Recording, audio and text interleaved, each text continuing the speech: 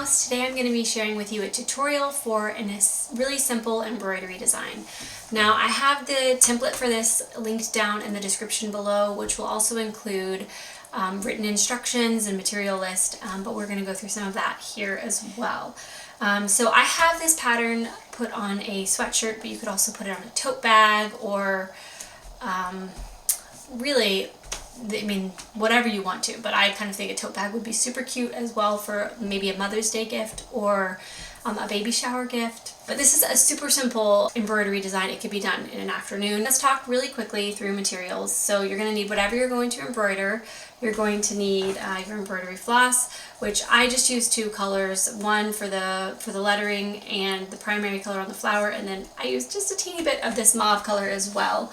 And then embroidery scissors, and you will also need to be able to print the design out. So I use something called Sticky Fabric Solvy.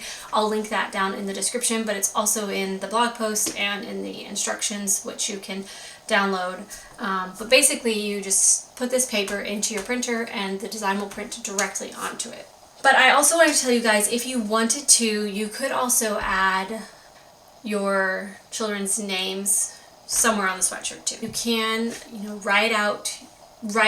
draw directly onto that film paper as well, and then stick it on as your template, which would be really fun too. I've included on the pattern extra little flowers, which you could stick somewhere else on your sweatshirt, or you could stick them somewhere on any project, but I didn't want to leave all of that open space. Oh, one last thing that I do want to say, you really need to trust the process with this. If you don't like how it turns out, you can always take it out. You could have some needle holes through your fabric. That can kind of most likely be remedied. We're only working with 2 strands of thread, so there's a lot of forgiveness. When you have the backing, the template backing on your piece of fabric, or whatever you're embroidering on, the dark lines of the template kind of throw things off and it kind of looks really funky. But once that's dissolved, once you take that away, you have just your threads there and it looks so much better. Even as I was doing this, I was kind of like, I don't know, this looks really funky. I'm not sure how it's going to turn out. But then once I dissolved all the paper, it was not a problem and I was very happy with it. I hope that you guys enjoy this tutorial, and if you want more tutorials like this or home DIYs or also our renovation story as we're renovating our old farmhouse, make sure to follow along, and I hope that you enjoy this.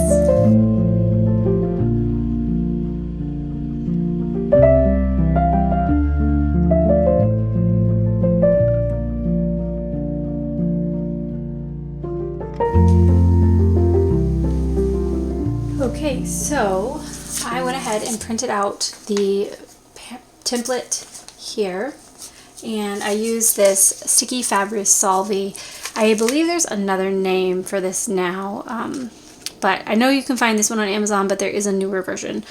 Basically, it is just a piece of film on top of backing, and you put that through your printer, and you can print patterns directly onto it, and then it peels off and you can stick it. I'll show you here in just a second.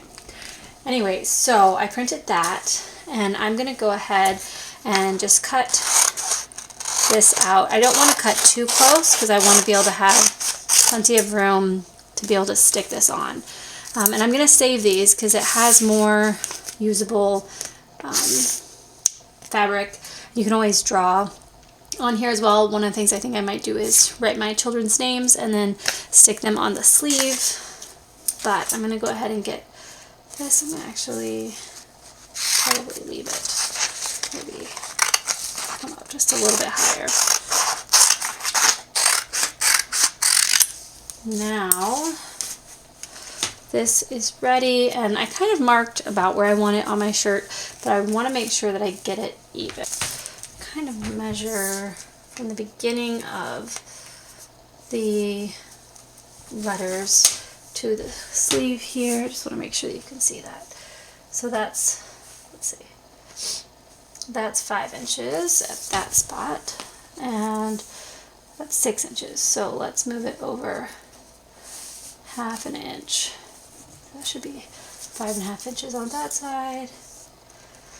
5.5, let's just go beep, just a tiny bit. Now I'm gonna measure from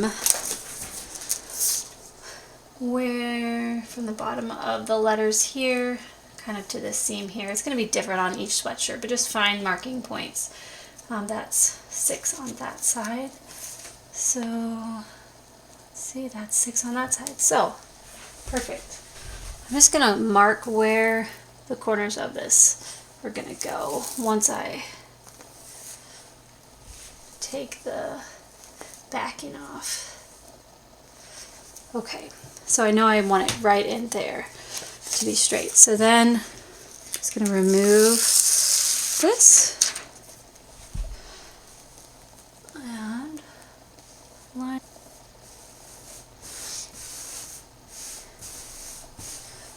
Before I press it down anymore, I'm just going to double check. Oh, wrong end.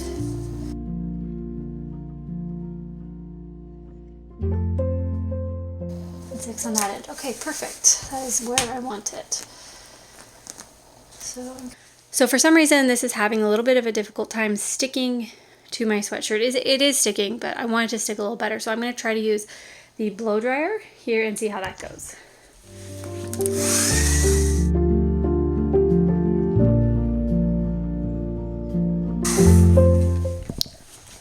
Okay, that worked great. So I would definitely recommend using the blow dryer if you're having difficulty with it sticking.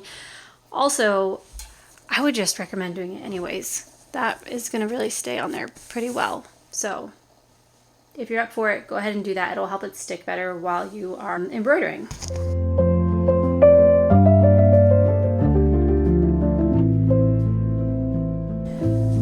Okay, so I'm all set up here. I have my template attached. I've blow dried it on so it's a little bit more secure.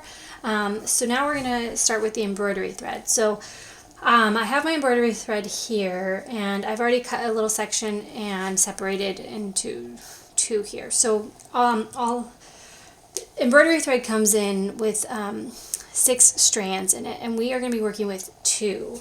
So I took 4 of them away, but now we still have these 2, and it's considered, I guess, general good practice to can even separate those 2 just so there's no twists in them. So I'm just gonna work my way down my section of thread here just to get out any twists. And this is gonna help the embroidery to lay smoother. I'm just going to get those twists out, and then just come from the top, line them up, and then I can thread it onto my needle. And I'm just going to kind of smooth it out here.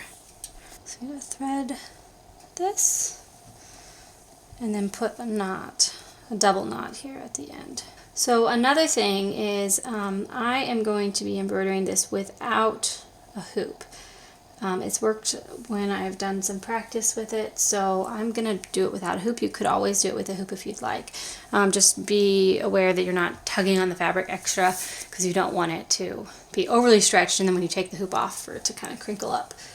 We are going to be doing a back stitch. So a back stitch is essentially where, so say this is your line of embroidery, just the edge of the template here. So we will be coming up, starting a little ways away from the beginning. So we'll come up here, and then we'll go down here, and then under the fabric we'll go up here, and then down here, and then up here, down here, up here, down here. So we're kind of working our way in a backwards looped motion. And we are going to be doing really fine back stitching. I'm going to do pretty small stitches. So I'm going to come up here, pull my thread through, and go down in the back.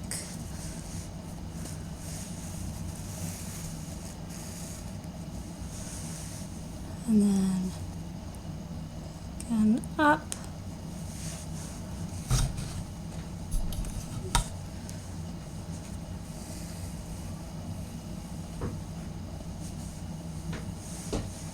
and then back down. Getting stuck on my camera equipment a little bit.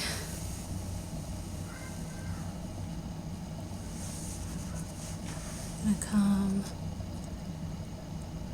up a bit, back down. Oh, that was a little bit too tiny. Okay, so I'm gonna just take that stitch out because I actually want that one bigger. So I'm gonna pull it back through and rethread it. I didn't quite go all the way to the previous stitch. That was my fault, but it's an easy fix. One of the things about this stitch that I really like is that it's easily fixable. Okay, yep, there we go.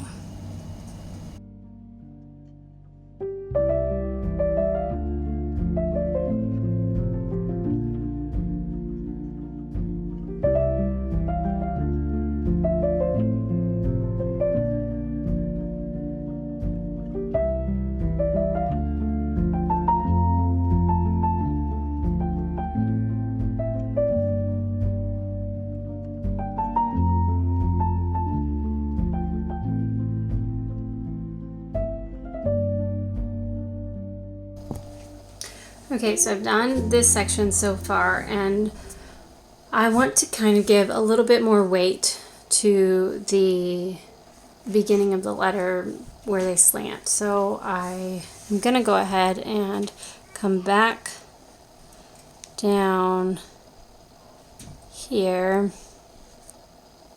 on the bottom and kind of just do like a double, I'm just going to add another row of back stitches.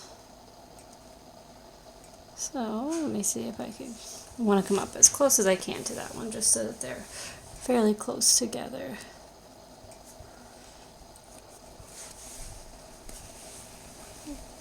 Okay, and I'm just going to do just another line of back stitching, and I'm actually kind of alternating. I'm not doing exact, I'm kind of coming up in the middle of the previous stitch. So I'm not lining them up exactly, I'm kind of alternating them like you would bricks.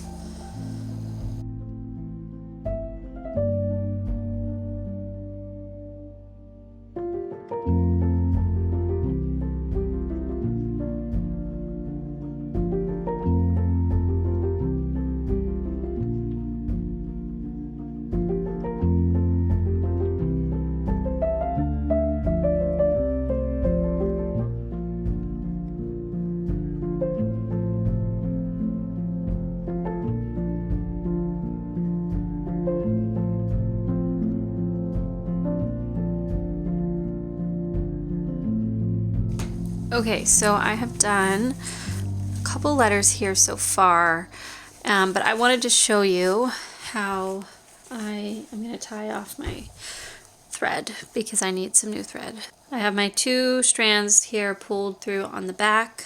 I'm going to thread one of them and then just kind of thread it under a couple of these strands. That way one is kind of hooked onto some of the back side of the stitches, and then I'm going to do just a couple knots. I'm actually just going to do 3. There we go, and then I'll just give it a little trim, and now I'm ready to start with a new thread for the rest of my letters.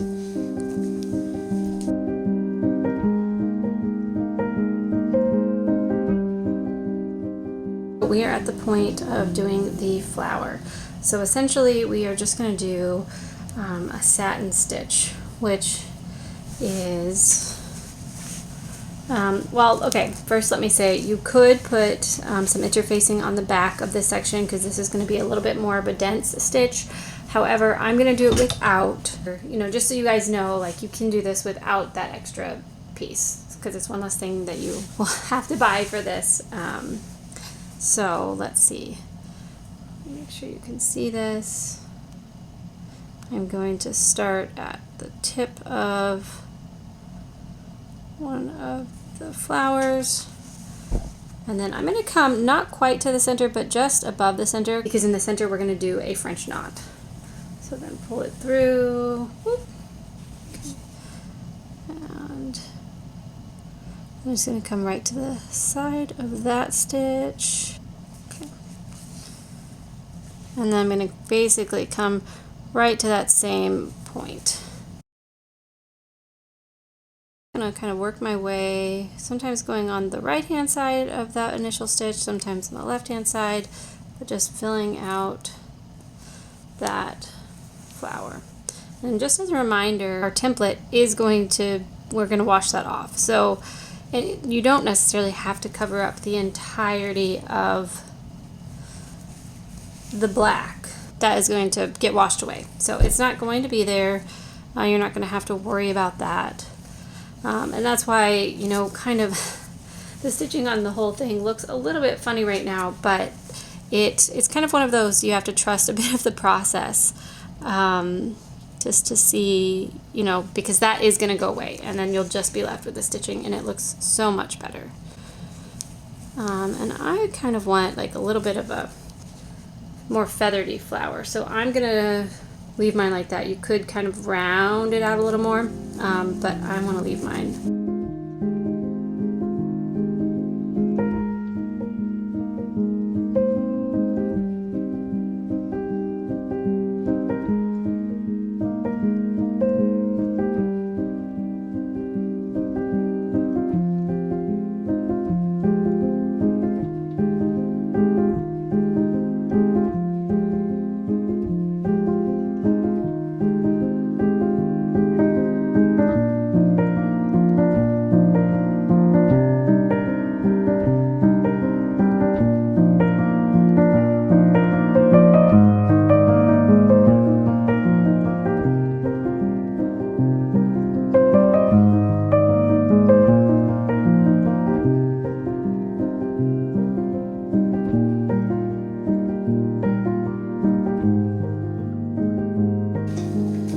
Okay, so now the very last thing to do is we're going to do a French knot in the center of the flower. So I have on my needle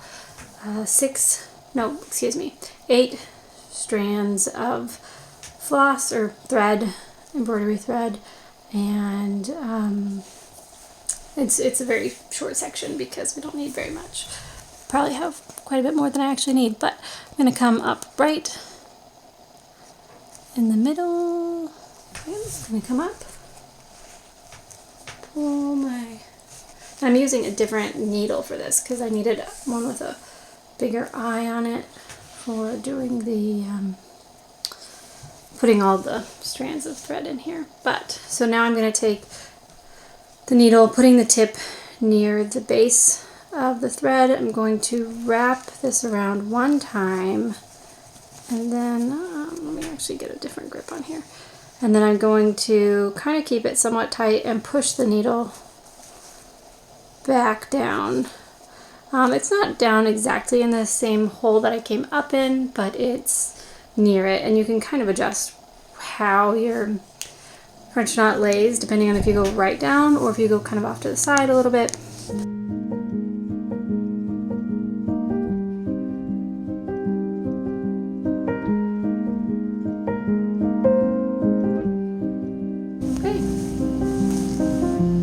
Get the backing off this.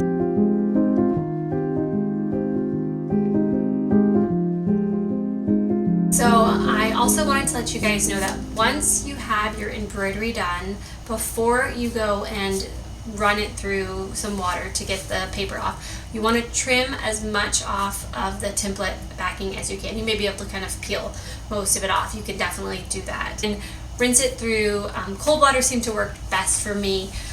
And it looked like I had some bleeding of the ink for a little bit, but then I rinsed it one more time through the just through this at the sink with cool or cold water, and then it's not been a problem. So hopefully that doesn't cause any issues for you guys. If anybody does have any bleeding from the ink, you can, I've seen it's like I've seen in embroidery groups that I'm in, it's like a color catching sheet.